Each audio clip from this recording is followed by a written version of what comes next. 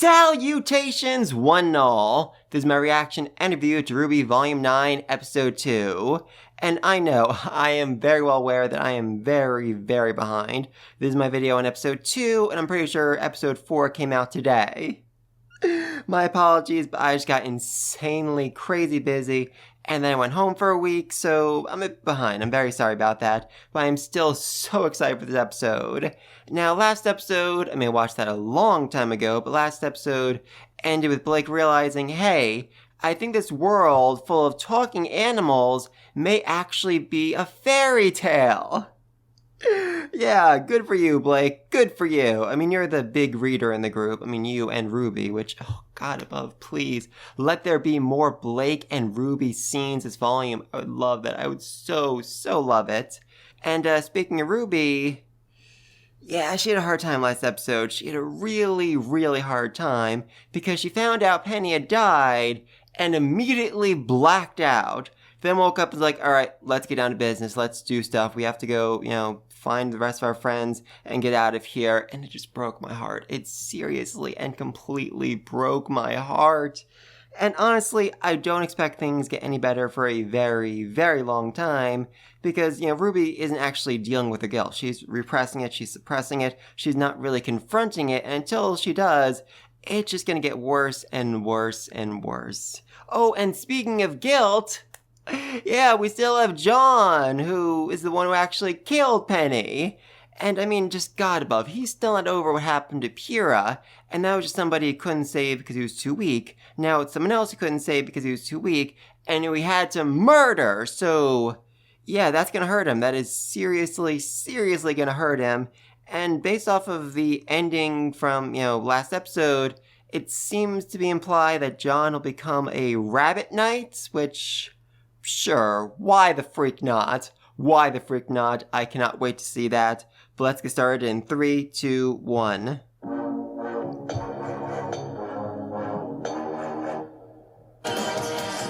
Oh, yeah, I just really need to call this again. This is cheese. Cheese literally grows out of the ground.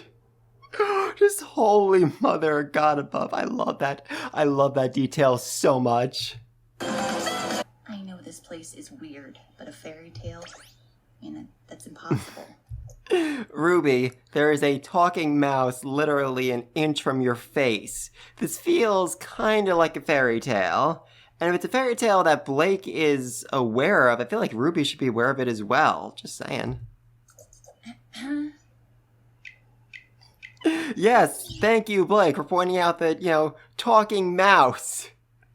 Oh, I love that. I absolutely love that. Oh, it's precious. What we've seen is improbable. Let's try to be more logical, shall we? Okay, Weiss. Let's embrace the situation with logic. You're in a world full of talking animals, and there is giant 100-foot-tall candy just in front of you. How exactly is logic gonna fix things here? Fell from the sky. RWBY made friends with a tiny mouse. Friends! Yay! Oh, I love that little guy. I absolutely love that little guy. Blake and I got caught by killer vines. A talking raccoon riding on a purple wagon filled with trash. What the freak? A talking raccoon on a wagon full of trash. Oh, I love it. I so love it. Yeah, it really does seem like they might actually be in a fairy tale here. I think Yes. Weiss has given up. I think she's fully given up in this situation. That. Okay, I see your point of view. I am going to go over here now. Okay, so she didn't just give up the argument. She just fully gave up thinking about it. This world has already broken her, and she's only been in it for like an hour. Oh God, poor Weiss. Of course it's driving me. Okay, she is fully broken here. She is fully broken right here. The girl who fell through the world. Okay, so this is the girl who fell through the world. That's something we've been hinted at for a while now, especially last volume. Oscar told the story to Ozpin. The girl fell through the world, and then after it was all said and done, when she managed to get back to her own world, which is probably going to be relevant, she was upset or saddened because she was no longer the person she was when she first fell in. Like, the journey changed her so much that she was a stranger to her friends and family. Very interesting, but, regardless of that, the fact is she did eventually find her way back home, and if Blake knows the story and Ruby knows the story, they should be able to basically follow the path that she took through the island and find a way back to their home. Or I guess find a way back to the world belonging to the girl who fell through the worlds. Hopefully that's the same world. Also, I'm just thinking right now, the girl who fell through the world may not have actually been a fairy tale, but more of an autobiography, which very, very strange. Blake, that world is make-believe. It was just part of a story we all read as kids. Okay, so even Weiss knows the story. Very helpful. It's not make-believe. It's where I live. Okay, so that confirms it. This world is in fact the ever after. Huzzah! You're actually in a freaking fairy tale. Tell us more about it. Have you ever heard the name Alex? Okay. Alex, I assume the name would be like something more like Chalice, since it's, a riff off of Alice, but yeah, Alex works too. Is that a purpose? In the story, Oh, God. bought a Jabberwocker and got her knife stolen by. Okay, Jabberwocker. Awesome. That's what the weird monkey-headed dude was. And they are literally recreating the book step by step, so they just need to keep following it all the way through to the end. Huzzah! They have a game plan. And then she beat the Red King at a board game. Okay, and even Yang knows the story. They all know the story. That's great. That makes things so much easier. And also just really, really hope we get a line at some point where Yang's like, oh yeah, I used to read the story to Ruby all the time. Please. Ruby, I want to see that. The Curious Cat. Ruby, you're still missing Crescent Rose. Oh, I did forget about that. Peddler has it. Who? Oh, Weiss is so broken. I love That's it. the only talking raccoon I know. I can't Do you know where he might be? Oh, God, Weiss. Just poor Weiss. Of course. I'll lead the way. Right to... She lied and cheated her way through most of the book. She was Interesting. trying to survive. I mean, I haven't watched Alice in Wonderland in a long time. I've never read the book, but I don't really recall Alice being, an awful, selfish, lying person. So why the change here? Is it that they're trying to say, we are also kind of awful people. We've also needed to, paint in shades of gray to survive the world, survive just, Salem and the grim apocalypse? Not sure about that. Steal? Never. They just take the things we're not looking at. Jesus Christ. Yeah, it's not stealing if you aren't actually looking at the thing when it gets stolen. Oh, that is wonderful. That is so, so wonderful. So, yeah, I guess in the world of the ever after, it does make sense that Alex would need to, lie and cheat and steal, because that just, their customs, basically. Fair. Ran off before I could stop him. Wow, Blake found that You unarmed. unarmed. Wow. That is a bad pun, even by Blake's standards, but I love to hear her laugh. That's just wonderful. Very rare occurrence. How disarming. Ooh, we're getting some hand-holding action. Boom chicka wow wow. About time. Oh, and Weiss approves. Huzzah! For what? Are you serious? Are you freaking serious? Is Ruby not aware of the ship at all, or is she just, very much distracted by the death of her best friend, which, would make a lot of sense. Thing. It's all gone. There's nothing left for me to go back to. I mean, that's a fair point. Her father's dead, though I don't think she actually knows that, and her father's entire company, the company that her grandfather literally spent his life building, has been, crushed into literal dust. No pun intended. Okay, a little bit of pun intended. So there's not really much for Weiss to go back to. I mean, there's her mother, who is a recovering alcoholic, so that's something, I guess. She also has her sister, who, really does care for her and is now able to express it more, and her brother, who she is on, slightly better terms with, but she has certainly lost a lot as a result of this war. Slight beacon. Maybe John and Winter were able to get them out. Oh. Everything. John and Winter. Okay. I definitely forgot the order of things. This means that Weiss doesn't actually know that John fell with them. Very interesting. So they aren't actually looking for John at all because they don't know he's here. Very, very curious about that. As for the relics, yes, Salem has both of them, which is very, very bad. But Winter did manage to escape, and she is protecting Shade Academy right now, so that's something at least.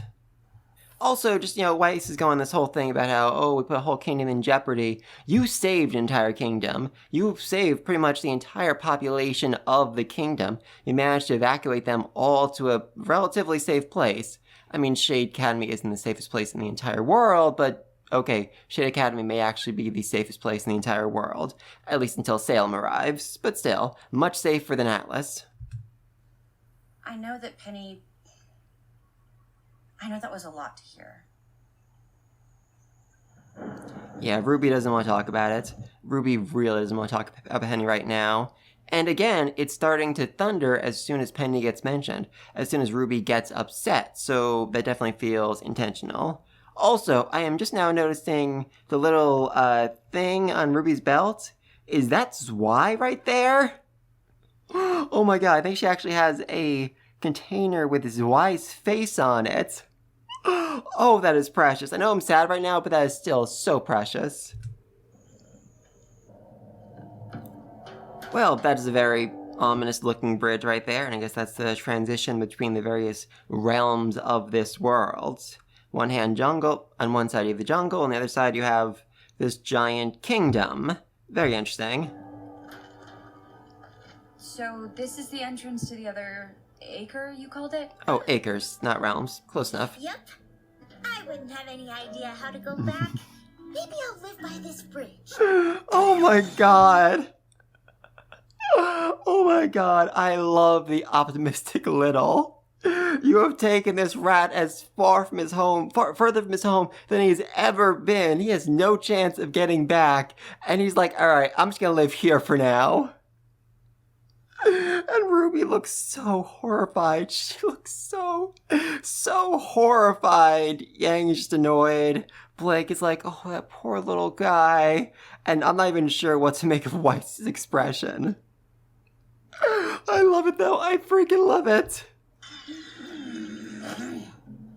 I'll handle this. Building a house most every day. Oh. Gonna find my purpose in life. Oh god, I love it. I love you, Little. Doing a whole dance and building a house by yourself. Oh, that is precious. That is so precious. Would you like to come with us? Oh, thank you, Weiss. That means so much to him and to me. I really appreciate that.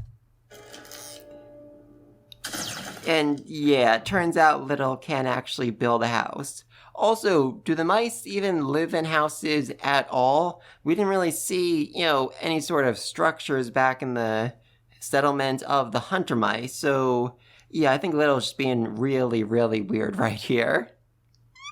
Which certainly makes sense. That's probably for the best. Okay, so everybody here is chess pieces. Interesting. By royal decree of His Highness the Preeminent, birthday party of His Most Royal is hereby announced. I don't know why, but that feels very, very ominous and unnerving. Neat! Act like you belong, everybody. I've always wanted to be long, but I'm still just small. Oh, God. Again, I freaking love this mouse. Yeah, I think I'd rather hit him. Oh, that's my Yang right there. I'd rather hit him. A true philosophy to live by. He's adorable. Oh, I love the soft side of Weiss. Seriously, just yesterday I saw the clip of her, first meeting Zwei and falling in love with him. And this is, fairly different from the depiction Yang gave in her story where he was like this monstrous creature with red eyes and sharp claws. I mean, seriously, this cute little guy managed to steal Yang's arm. I know she was asleep, but that still doesn't look good on her. A lot older than I remember from from the book. Okay. So, I'm gonna guess the one on the left is actually Yang's arm. Even kind of, looks like Yang's arm. The other two, though, I'm not really sure. I mean, the green one could be something belonging to Penny, but the rabbit in the middle is strange. Very strange. Yang's arm. There's something about that one. Yep, that would be Penny's sword, I'm guessing. I mean, it has kind of like a circuitry pattern throughout it, so yeah, Ruby's much more in touch with the heart. She can instantly recognize it as something belonging to her best friend. Sold for a hug. Sold for a hug? Wow, okay, this might be a lot easier than I first thought. Or much, much harder. I'm not sure which. Very valuable. This won't be so Okay, bad, oh, little hugged Ruby's hair. Oh, I love it. I freaking love it. What it is to feel loved. Knowing what it is to feel loved. Okay, that's a... How? How exactly are you supposed to give that to somebody else? I know this is a fairy tale world, but what would that actually mean? I'm not sure. A fair price for some, I'd say. We tried it your way, Blake. Yep, time for Yang to start breaking some stuff. Oh, I love it. Ruby, what are you doing? Bidding start set. Enough hope to fill this jar. Okay, that is problematic right now. Because Ruby is, very much low on hope. And if she gives up all of her hope to the jar to get the thing which I think belongs to Penny, that might lead to a much, much sadder Ruby. Yeah, I mean, you weren't looking at it, so technically it wasn't stolen. Love it, I love it. Why, you little... Yep, it is Penny's sword. Huzzah! And that is just really gonna break Ruby's heart. Though on the bright side, she is very much in need of a weapon, and Penny's weapon kind of works for her. In fact, actually, back in Volume 3, after Penny died the first time, Ruby picked up Penny's sword and used it to face off against the Nevermore. I was gonna say Never After, but that's not right. Huh? Okay, so the crystal rabbit was actually just another one of Little's fellow mice who was chewing on some cheese. I certainly wasn't expecting that. And I guess people are now going to realize they got ripped off. Very interesting. It's a fake! Hey, and it was Yang's arm. Huzzah! Okay, and that really freaked them out. Thank God. Now Yang is going to get her arm back, hopefully. For it. Okay, and Blake is very upset right now. Maybe this is what happened in the book. Oh, awesome. Oh, yeah, Ruby is about to have another, full mental breakdown. But again, wrong time, wrong place, so I figured she'll just, just siphon all those emotions down and just keep pushing on. And she is, grateful that Little got it for her, because she could tell, she could feel in her heart that it was something that truly meant the world to her. I got it! Ruby, come on! Oh, Love Weiss just casually walking out, like she wasn't involved in any of this. Oh, that is an heiress for you right there.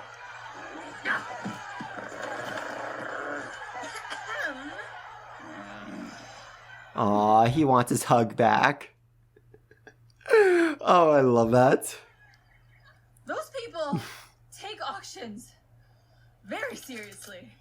I mean, high five. I love it.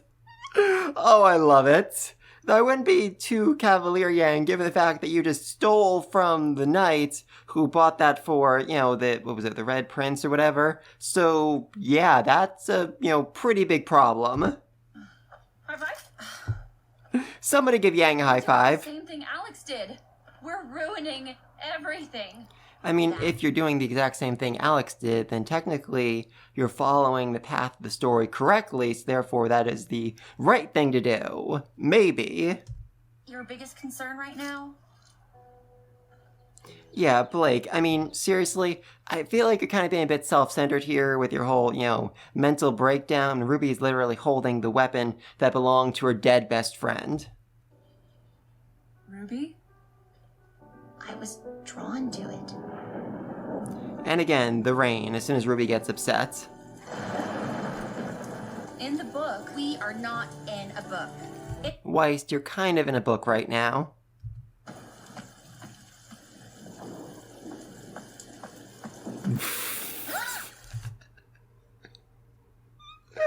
Oh god, poor Weiss. Poor Weiss. Yes, you are fully in a cartoon right now.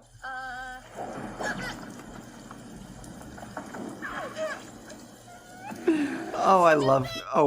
this is gonna be good. This is gonna be really good. I can already tell. Oh, that was exactly what I was hoping for. She threw a rock forward and knocked herself out in the back of her head. Oh, I love it. Yeah, already tried that earlier. What did Alex do next? Okay, so Ruby is giving up her, sadness, depression, all that, and pushing forward. Again, like she always does, until she can't do it anymore and has a full mental breakdown. Went to the Crimson Castle.